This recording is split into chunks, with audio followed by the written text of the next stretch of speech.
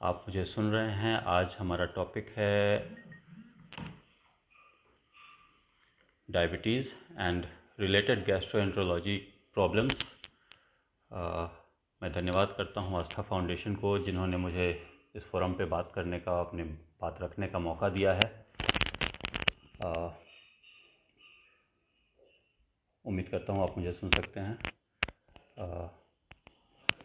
Diabetes, जैसा कि हम सभी लोग जानते हैं, आजकल के समय में बहुत ही रैम्पेंट है, बहुत ही कॉमन बीमारी हो चुकी है।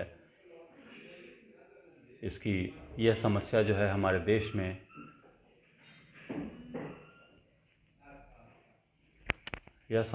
देश में लगभग हर तीसरे आदमी को, अगर 100 लोगों की बात करें तो 100 में से 30 लोग डायबिटीज़ से ज़रूर पीड़ित हैं किसी न किसी रूप में, और इसकी गंभीर समस्याएं उन्हें झेलनी पड़ती हैं। इसी समस्या को देखते हुए आस्था फाउंडेशन ने एक बहुत ही अच्छा मंच डॉक्टरों को दिया है, जिस पे वो अपनी बात रख सकते हैं, लोगों को जागरूक कर सकते हैं और उनकी समस्याएं सुलझा सकते हैं। तो आज मैं बात करूंगा डायबिटीज़ और उससे जुड़ी पेट से संबंधी समस्याओं के बारे में। सबसे कॉमन समस्या, सबसे आम समस्या जो डायबिटीज़ के मरीजों को होती है वो है फैटी लिवर, जिसे आम भाषा में हम लोग लिवर में फैट जम जाना, लिवर में वसा का, चर्बी का जम जाना बोलते हैं। आमतौर पर हर एक आदमी के शरीर में, लिवर में 5% फैट ज़रूर ही होता है। 5% फैट का मतलब है ये एक मिनिमम अमाउंट है जो हर किसी के लिवर में पाया जाता है और इससे किसी को कोई नुकसान नहीं होता है। लेकिन यही फैट की मात्रा अगर 5% से ज़्यादा होने लग जाए किसी के लिवर में, तो उसे हम लोग फैटी लिवर कहते हैं। ये फैटी लिवर धीरे धीरे बहुत ही प्रॉब्लमेटिक सिचुएशन बना देती है। जैसे फैटी लिवर से लोगों को फाइब्रोसिस की तरफ ले जाती है, धीरे धीरे सिरोसिस, जिसे हम लोग लिवर का सड़ना या सिकुड़ना बोलते हैं, वो होने की समस्या हो सकती है। इससे उम्मीद करता हूँ कि लोग मेरी बात को सुनें और ध्यान से उसके बारे में समझें, फैटी लिवर क्या है, उससे क्या दिक्कतें आ सकती हैं।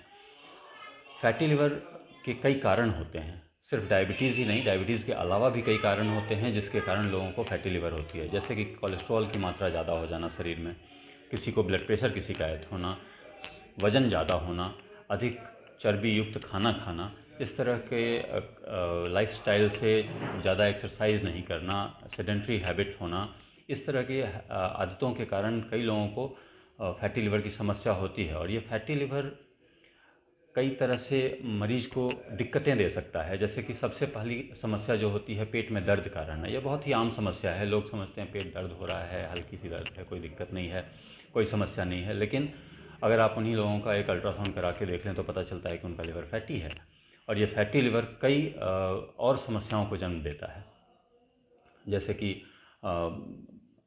SGPT का बढ़ जाना, SGOT का बढ़ जाना, यानी लिवर एंजाइम्स का बढ़ा होना, जॉन्डिस हो जाना, बिलिरुबिन का बढ़ना, इसके अलावा भूख नहीं लगना, चिड़चिड़ापन होना, हर समय थकान महसूस होना, इस तरह की कई समस्याएं होती हैं जो आपको फैटी लिवर दे सकती है। अतः फैटी लिवर जब भी आपको हो तो आप उसे इग्नोर नहीं करें, उसे बिल्कुल भी हल्के में ना लें, उसकी तुरंत जांच कराएं, उसकी तुरंत आगे क्या रोकथाम है उसके लिए उपाय करें, ये बहुत ही ज़रूरी है। तो फैटी लिवर अगर किसी को हो जाए तो उसे क्या करना चाहिए। अब हमारा दूसरा टॉपिक हो जाता है कि हमने ये जान लिया कि फैटी लिवर होता क्या है, होता कैसे है, लेकिन अगर फैटी लिवर को हो, किसी को है, तो उसके लिए क्या ध्यान देने की ज़रूरत है, क्या करना चाहिए हमें, वो ज़रूरी है। सबसे पहले तो आपको किसी भी एक डॉक्टर के कांटेक्ट में आना है जो आपके लिवर की समस्याओं को समझे और उससे रिलेटेड आपके समस्याओं को सुलझा सके। तो सबसे पहला काम हो गया एक डॉक्टर से मिलना, उसके बाद उनके बताए जांच को करवाना, और एक बार जब जांच हो जाती है तब आपको डॉक्टर सलाह देते हैं कि आपको क्या करना चाहिए। तो सबसे कॉमन जो समाधान आपको बताया जाएगा वो है अपने शुगर को कंट्रोल रखना। अगर आपको डायबिटीज़ है तो आपको अपना शुगर कंट्रोल रखना बहुत ही ज़रूरी है। आपको अपना लाइफस्टाइल मैनेज करना बहुत ज़रूरी है। अगर आप सेडेंट्री हैं, अगर आप कोई काम नहीं करते हैं, अगर एक्सरसाइज नहीं करते हैं और अगर आपको शुगर है तो ये बहुत ही ख़राब बात है। अगर आप शुगर से पीड़ित हैं तो नियमित तौर पर अपनी शुगर की दवाएं लें, जिनसे भी आप दिखाते हैं उनसे दवाइयाँ खाते रहें, और उससे साथ साथ अपनी समस्याओं जो आपको एक्सरसाइज करना है, एक रूटीन बनाना है कि आप अपना एक्सरसाइज रेगुलर तौर पे करें, जिससे आपका लिवर स्वस्थ हो पाए। एक्सरसाइज के साथ साथ आपको अपने खान पान पर भी बहुत ध्यान देने की ज़रूरत है। अधिक चर्बी युक्त खाना, अधिक वसा युक्त खाना, अधिक मीठा खाना, ये सब चीज़ें ऐसी हैं जो आपके लिवर में फैट के डिपोजिशन को बढ़ाती हैं। तो अतः इनसे बचने के लिए ज़रूरी है कि अपने खान पान, अपने रहन सहन पर ध्यान दें, और साथ ही शुगर का कंट्रोल भी बहुत ज़रूरी है। अभी हमारे एक श्रोता ने पूछा है कि लिवर का बढ़ जाना क्या है, इसका क्या मतलब हुआ। लिवर के बढ़ जाने का मतलब होता है कि लिवर का साइज बढ़ गया है। साइज बढ़ने का मतलब होता है उसमें अगर ज़रूरत से ज़्यादा फैट जमा हो जाता है तो लिवर का साइज भी बढ़ने लगता है। किसी भी चीज़ को, जैसे आप बैलून है, बैलून में हवा भरते हैं तो उसका साइज़ धीरे धीरे बढ़ता है। इसी तरह से लिवर में भी होता है। लिवर में भी अगर आप फैट का डिपोजिशन ज़्यादा होने लगेगा तो उसका साइज बढ़ने लगता है। तो एक फैटी लिवर का एक इंडिकेशन लिवर का बढ़ जाना भी होता है। तो अब हम आएंगे कि फैटी लिवर से आगे और क्या समस्याएं हो सकती हैं।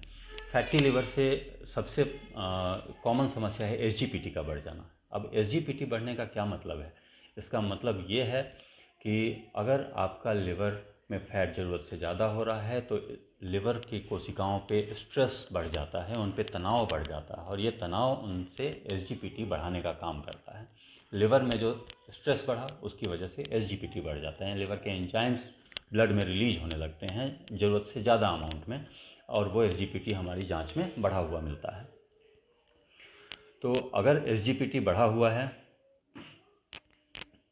तो हमें तुरंत अपने डॉक्टर से कांटेक्ट करना चाहिए और उनसे ज़रूरी सलाह लेकर अपना इलाज कराना चाहिए। लिवर फैटी होने का सबसे प्रॉब्लमेटिक सिचुएशन जो आती है फैटी लिवर से, वो है लिवर सिरोसिस का हो जाना।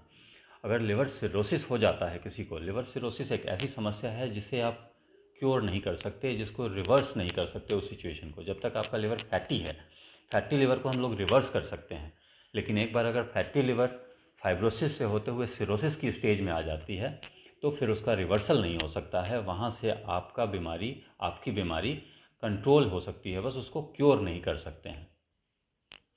क्योर करने का मतलब होता है कि बीमारी को जड़ से हटाना, और कंट्रोल करने का मतलब है कि जो बीमारी जहाँ तक पहुँच चुकी है उससे आगे उसको बढ़ने देने से रोकना। तो मेरे कहने का मतलब यही है कि अगर हम आपकी बीमारी को कंट्रोल कर रहे हैं, इसका मतलब है हम बीमारी को ठीक नहीं कर रहे हैं, उससे जहाँ पे है वहाँ पे रोक कर रख रहे हैं, क्योर नहीं कर पाएंगे। सिरोसिस क्योर नहीं किया जा सकता है, उसके लिए आपको फर्दर लिवर ट्रांसप्लांट की ज़रूरत पड़ सकती है अगर उसमें प्रॉब्लम आ रही है तो।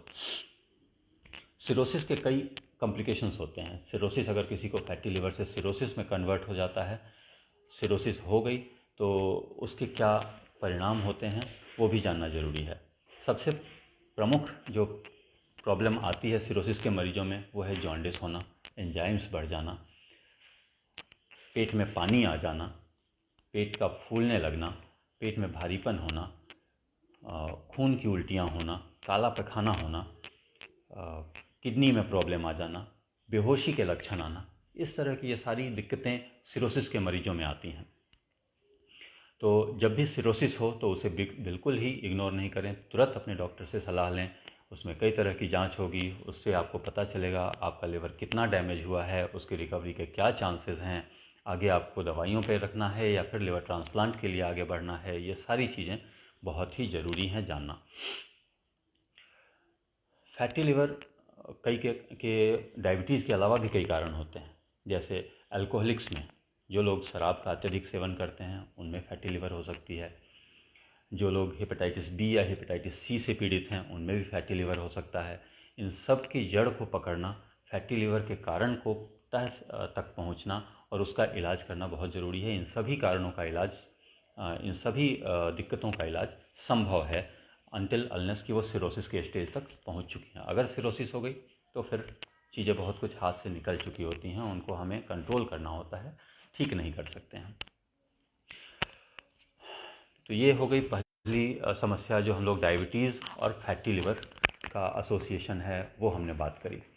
इसके अलावा भी डायबिटीज़ के मरीजों में कई तरह की दिक्कतें आती हैं, जिनमें एक समस्या होती है गैस बनना। गैस बनना बहुत ही एक प्रमुख कारण है डायबिटीज़ के मरीजों का डॉक्टरों से कांटेक्ट करने का। गैस बनने का मतलब कई लोग अपनी अपनी भाषा में अलग तरीके से समझाते हैं। हम लोग उसको 2-3 तरह से समझते हैं गैस बनने के कारण। गैस कई लोगों को पेट फूलने की समस्या होती है, पेट भारी भारी लगता है, उससे वो लोग बोलते हैं गैस होता है। कुछ लोगों को डकार के रूप में गैस ज़्यादा निकलती है, कुछ लोगों को लैट्रिन के रास्ते से हवा ज़्यादा छूटती है, कुछ लोगों को सिर में दर्द होने लगता है, कुछ लोगों को बेचैनी घबराहट होने लगती है, सांस फूलने लगता है। इस तरह की दिक्कतें कई लोग अलग अलग तरह से अपनी समस्या लेकर आते हैं हमारे पास, जिनको वो बोलते हैं कि उन्हें गैस हो गई है। लेकिन ये चीज़ यहाँ समझना ज़रूरी है कि गैस की समस्या भिन्न भिन्न कारणों से होती है। पहला कारण जो सबसे कॉमन है वो है एसिडिटी की वजह से। एसिडिटी अर्थात पेट में एसिड का बनना। एसिड के बनने का मतलब है पेट में जो अम्ल की कोशिकाएं होती हैं उनसे अत्यधिक अम्ल का उत्सर्जन होना, एसिड का उत्सर्जन होना, जो कि हमारे पेट को जलाने लगती है और उसके कारण पेट में जलन होना, पेट फूलना, इस तरह की समस्याएं होती हैं। इससे बचने के लिए सबसे ज़रूरी है, अगर आपको कोई प्री डिस्पोजिंग फैक्टर है, जिसमें पहला कारण डायबिटीज़ जिस पे हम लोग आज डिस्कस कर रहे हैं, वो सबसे इम्पॉर्टेंट कारण है। अगर किसी को डायबिटीज़ है तो उसे अपना शुगर लेवल कंट्रोल रखना होगा, खान पान का ध्यान देना होगा। अगर आपको शुगर है तो आपको अपनी दवाइयाँ टाइम पर लेनी होंगी। ये सारी चीज़ें बहुत ही ज़रूरी हैं और इससे आप अपने शरीर में और पेट में एसिड के बनने की प्रक्रिया को कम कर सकते हैं और आपका पेट में गैस का बनना भी कम हो सकता है। दूसरी समस्या जो कई लोगों को होती है एंजाइटी की वजह से। एंजाइटी एक ऐसी समस्या है जिसमें लोगों को घबराहट, बेचैनी, पेट में दर्द होना, पेट फूलना, इस तरह की दिक्कतें होती हैं। इसको भी हम लोग कंट्रोल कर सकते हैं दवाइयों से। दूसरी समस्या जो एसिडिटी की वजह से आती है वो है छाती में जलन होना, पेट में जलन होना, खट्टी खट्टी डकारें आना, मुंह में खट्टे पानी का आ जाना। इस तरह की चीज़ें भी आमतौर पर होती हैं, जिसको हम लोग गैस्ट्रोइसोफेजियल रिफ्लक्स डिजीज़ बोलते हैं। गैस्ट्रोइसोफेजियल रिफ्लक्स डिजीज़ का मतलब होता है पेट में जो एसिड बन रहा होता है वो रिफ्लक्स होता है उसका ऊपर की तरफ, अर्थात खाने की नली में वो एसिड आ जाता है, जिसकी वजह से पेट में जलन होने लगता है, छाती में जलन होने लगता है। इसका भी इलाज संभव है और आमतौर पर इसमें खान पान की समस्या ही सबसे इम्पॉर्टेंट है, जो कि आपको सुधार करनी होती है। थोड़ा थोड़ा खाना थोड़े थोड़े समय पे खाएं, एक बार में भरपेट नहीं खाएं, एक बार में ज़्यादा खाना नहीं खाएं, खाने के बाद तुरंत लेटें नहीं, खाने के बाद कोई मीठा पदार्थ नहीं खाएं, खाने के बाद कोई चाय, कॉफ़ी, ये सब चीज़ें नहीं लें। ये सब बहुत ही ज़रूरी हैं आमतौर पर जो इस तरह की समस्याएं होती हैं उनसे बचने के लिए। दूसरी समस्या जो डायबिटीज़ के मरीजों में आमतौर पर और बहुत ही सामान्य समस्या है वो कब्ज़ की समस्या। कॉन्स्टिपेशन एक बहुत ही प्रेवलेंट समस्या है डायबिटीज़ के मरीजों में। कॉन्स्टिपेशन बहुत से लोगों को क्रिपल्ड कर देता है। क्रिपल्ड का मतलब मेरा ये है कि आप बहुत ही अपने आप को तनाव से ग्रस्त पाते हैं। अगर आपका पेट साफ़ नहीं होता है, हमेशा पेट भारी लगता है, पेट लैट्रिन खुलकर नहीं होती है, तो आप हमेशा ही अपने आप को तनावग्रस्त पाएंगे। लैट्रिन होना एक बहुत ही ज़रूरी चीज़ है, एक नित्य क्रिया है। अगर वो डेली ना हो तो आमतौर पर लोग बहुत ही स्ट्रेसफुल लाइफ जीने लगते हैं। डायबिटीज़ के मरीजों में ये कॉन्स्टिपेशन होने का एक बहुत ही प्रमुख कारण है। डायबिटीज़ की वजह से जो शुगर बढ़ा होता है वो आपकी पेट और आंत की नसों को डैमेज करता है, और ये नस जो होते हैं जब डैमेज हो जाते हैं तो आंत की गति को स्लो कर देते हैं। आपकी इंटेस्टाइन की मूवमेंट स्लो हो जाती है, और ये मूवमेंट स्लो होने की वजह से जो आप खाना खा रहे हैं, जो आपके शरीर में लैट्रिन बन रहा है, वो आगे की तरफ नहीं बढ़ पाता है, और इसी वजह से वो लैट्रिन के रास्ते तक नहीं पहुंचता, जिससे वो निकल नहीं पाता है। तो अगर किसी को कॉन्स्टिपेशन की समस्या हो रही है तो उसे इस बात का ध्यान रखना है कि वो अपने शुगर के लेवल को कंट्रोल करे, अपने खान पान को नियमित करे, एक रेगुलर एक्सरसाइज प्लान फॉलो करें। एक्सरसाइज प्लान से मेरा मतलब है कि आप एक नित्य अपनी रूटीन बनाएं, एक नित्य प्रक्रिया अपनाएं, जिसमें आप कम से कम 1 घंटे का टाइम अपने शरीर की एक्टिविटी को बढ़ाने करने के लिए दें, जिसमें आप कुछ भी कर सकते हैं, रनिंग कर सकते हैं, स्विमिंग कर सकते हैं, योगा कर सकते हैं, कोई भी एक्सरसाइज आपके लिए जो आपको सूटेबल लगता है वो आप करें। इससे आपका शुगर लेवल भी कंट्रोल होगा, इससे आपको खाना भी अच्छा पचेगा और आपके शरीर में जो इंटेस्टाइन आपका स्लो हो गया है उसकी एक्टिविटी को बढ़ाने में भी मदद मिलेगी। तीसरी समस्या जो डायबिटीज़ के मरीजों में होती है वो है डायरिया। डायरिया, कॉन्स्टिपेशन तो एक समस्या है ही, डायरिया भी एक बहुत ही आम समस्या है। लूज मोशन जिसको हम लोग आम भाषा में बोलते हैं, अगर किसी को कॉन्स्टिपेशन है तो उसमें लूज मोशन होना भी बहुत कॉमन समस्या होती है। और इसका एक कारण है वो है इंटेस्टाइन की गति जब स्लो हो जाती है तो उसमें अनवांटेड बैक्टीरिया का ग्रोथ हो जाता है। अनवांटेड बैक्टीरिया जो हमारे शरीर को नुकसान पहुंचाते हैं उनका नंबर बढ़ने लगता है और जो गुड बैक्टीरिया होते हैं उनका नंबर घटने लगता है। तो जो अनवांटेड बैक्टीरिया होते हैं वो आपकी इंटेस्टाइन में जो खाना जा रहा है उस पर असर डालते हैं, उनके पचने की प्रक्रिया को भी प्रभावित करते हैं, साथ में आपको डायरिया से भी ग्रस्त कर देते हैं। अतः इसलिए ये बहुत ज़रूरी है कि जब भी आपको शुगर हो तो जैसा कि हमने इस पर भी बात की कि डायबिटीज़ में जो कॉन्स्टिपेशन और डायरिया दोनों ही के जो मेन कारण है वो है डायबिटीज़ की नसों का प्रभावित होना, जिससे इंटेस्टाइन की गति स्लो हो गई।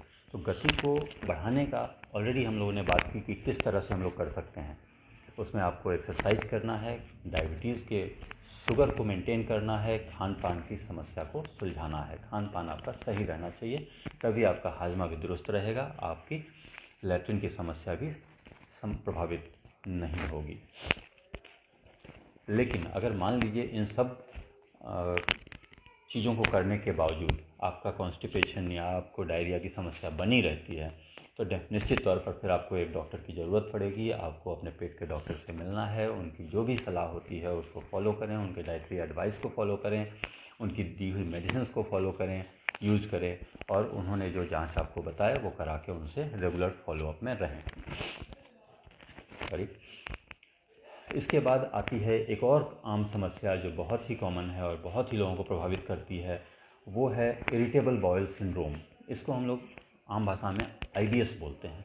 जो लोगों को समझ में आती है कि आपको IBS की बीमारी है। IBS का मतलब होता है जिसमें अल्टरनेटिंग तौर पे किसी को कॉन्स्टिपेशन होता है, किसी को डायरिया होता है, किसी को दोनों चीज़ें होती हैं, या किसी को कुछ भी नहीं होता पर फिर भी वो परेशान रहते हैं अपनी पेट की बीमारियों से। उसमें कई तरह की दिक्कतें हो सकती हैं। सामान्य तौर पे उसमें जो सबसे कॉमन समस्या होती है वो पेट का दर्द, मीठा मीठा पेट में दर्द रहना, उसके साथ लैट्रिन नहीं होना या लैट्रिन ज़्यादा होना, पेट का फूलना, भारी लगना, नींद नहीं आना, घबराहट होना, बेचैनी होना, ये सब IBS की बीमारी के लक्षण हैं।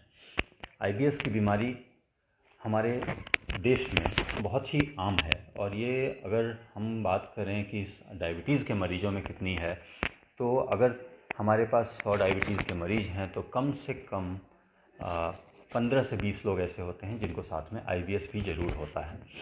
IBS अदर देन डायबिटीज़ अगर हम बात करें तो वो भी बहुत ही कॉमन है। आमतौर पर ये देखा जाता है कि अगर 15 से 20% लोग जो होते हैं वो IBS से पीड़ित होते हैं, जिन्हें डायबिटीज़ ना हो उनमें भी। तो ये ज़रूरी है कि IBS का प्रॉपर इवैल्यूएशन बहुत ही ज़रूरी है कि आखिर कारण क्या है आपकी